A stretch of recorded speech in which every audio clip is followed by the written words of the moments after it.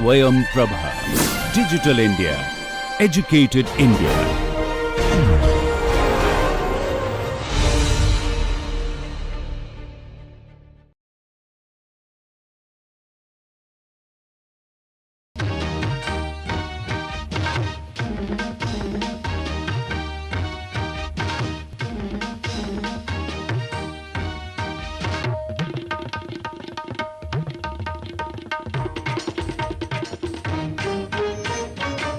Welcome back. We are on week 4 of the NPTEL course on engineering graphics and design.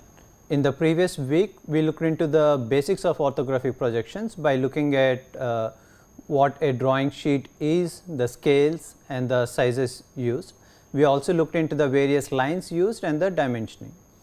And towards the end of last week, we also looked into how to project simple things like a point, line, plane and simple objects. In this week, what we will be looking at is we will extend those projections to regular solids. So, in a while, especially in this lecture, we will show why we are interested in solids and how this is relevant to the regular products as well as objects we have in daily lives. Okay. So, here we start by saying that objects can be formed from primitive solids. For example, in this slide you can see a bolt. What you see at the bottom is a hexagonal prism, because the cross section is a hexagon, and prism because the cross section is uniform.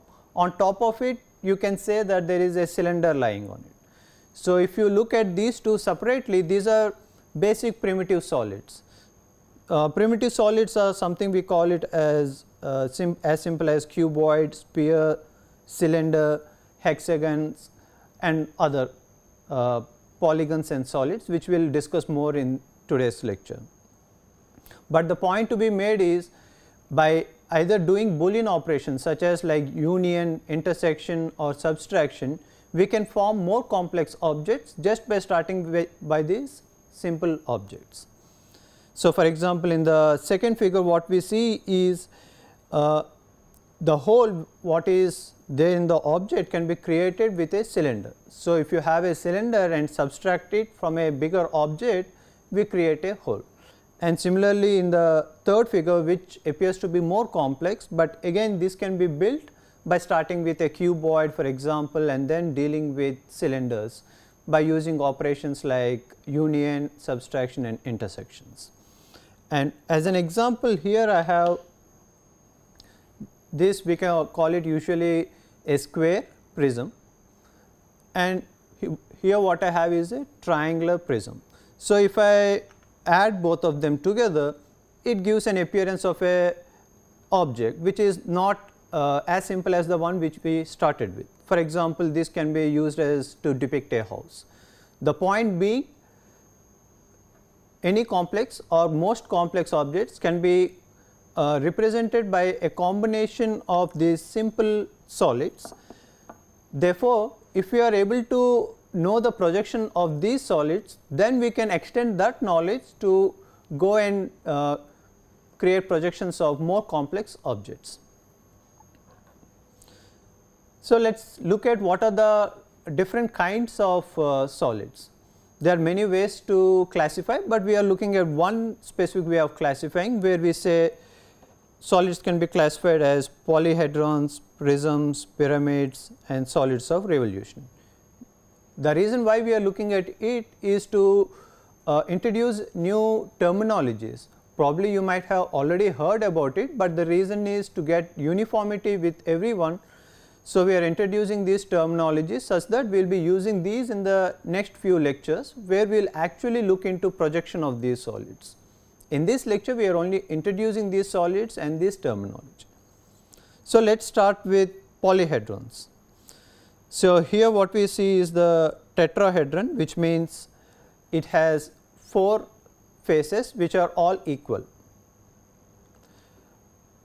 The next one is the hexahedron, which means it has 6 faces where all faces are equal sized and shaped.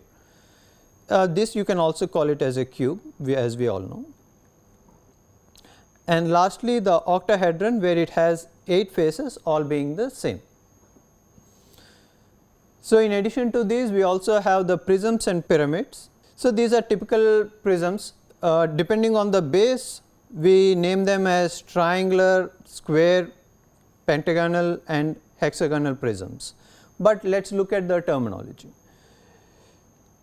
So, what we see at the top and the bottom, both are called the base, and next is the axis. So, this is the axis running along the length of the prism.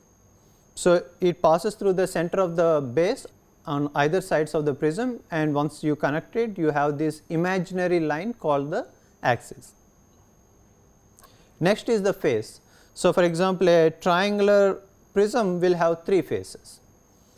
So, in the standing position of this prism, we have 3 vertical faces. So, these edges which connect the points on the base, the corresponding points on the base are called the edges, or more specifically the vertical edges. Of course, vertical only is applicable when it is standing, and if it is inclined, you may have call it the inclined edge. So, similarly, the same things, the same terminology goes with the rest of the prisms. So, for example, here what I have in my hand is a pentagonal prism. So, if you look in this direction, you see it has 5 sides, and in this direction you see that this cross section of a pentagon is uniform along the length of the prism. So, the imaginary line passing through the center is what we are terming it as the axis of this prism. Okay. So, now let us look at the other category, which are pyramids. Again, they are defined by the base as in prisms. So, if the base is triangular, you call it as a triangular pyramid, square pyramid, pentagonal pyramid and a hexagonal pyramid.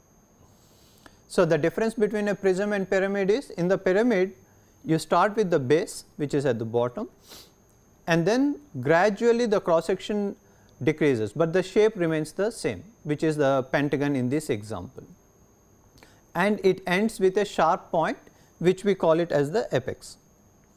So, we start with the base and then end with the apex, and here too we have this imaginary line joining the apex to the center of the base. We call that as the axis, and of course, it has faces.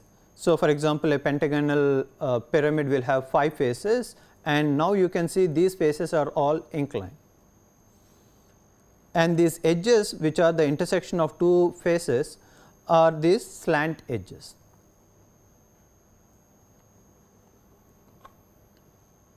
Okay. So, to contrast, in my right hand I have a pentagonal prism, and to the left hand I have a pentagonal pyramid. The only difference is here the cross section remains constant, but in the pyramid the cross section decreases to a sharp point which we call as the apex. Okay. And the last category we have is the solids of revolution, because there are some solids, if you take an axis and rotate them, we get a solid. For example, let us start with to get a cylinder, I can take a rectangle like this, and maybe by this from this edge I can rotate. So, let us say if I rotate about this edge by full 360 degrees, what I get is a solid which we call it as the cylinder. Similarly, for the cone, we can start with a right angle triangle, and let us say this vertical edge is the axis, and if we rotate about this axis by 360 degree or one complete revolution, we get a cone. Similarly, for sphere, I can start with a full circle and then make half a revolution to get a sphere, or the other way is I can start maybe with a half circle and then make a complete revolution to get a sphere. So, these are the basic solids of revolution. Of course, there are much more complex solids of revolution one can obtain by using the same principle. So, here what we need is this axis by which we rotate. So, this we call it as the axis of rotation.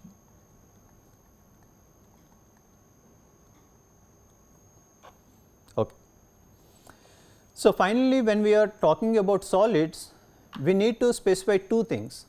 for us to accurately describe the solid, to say that where is this located, which we call it as the position, and how is it oriented.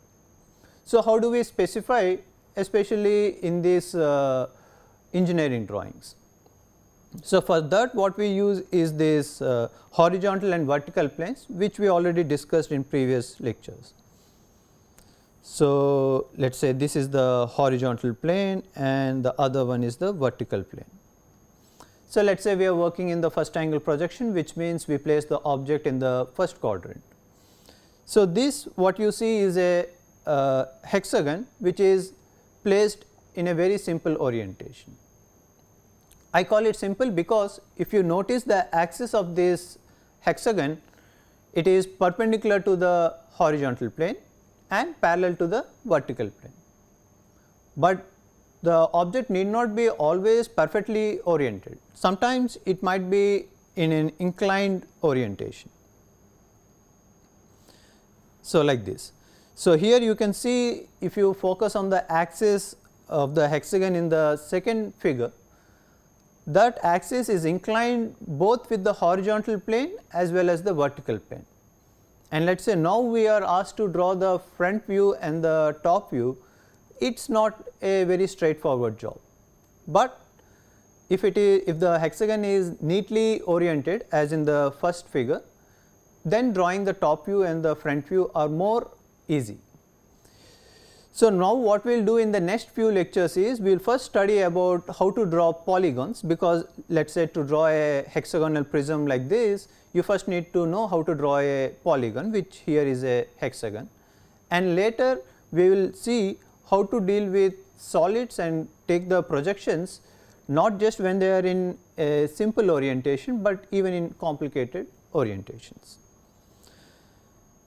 Okay. So, the one point I forgot to mention is, for example, to specify the position and orientation of this solid, I was using the example of axis, saying that the axis is either parallel, perpendicular or inclined to the projection planes.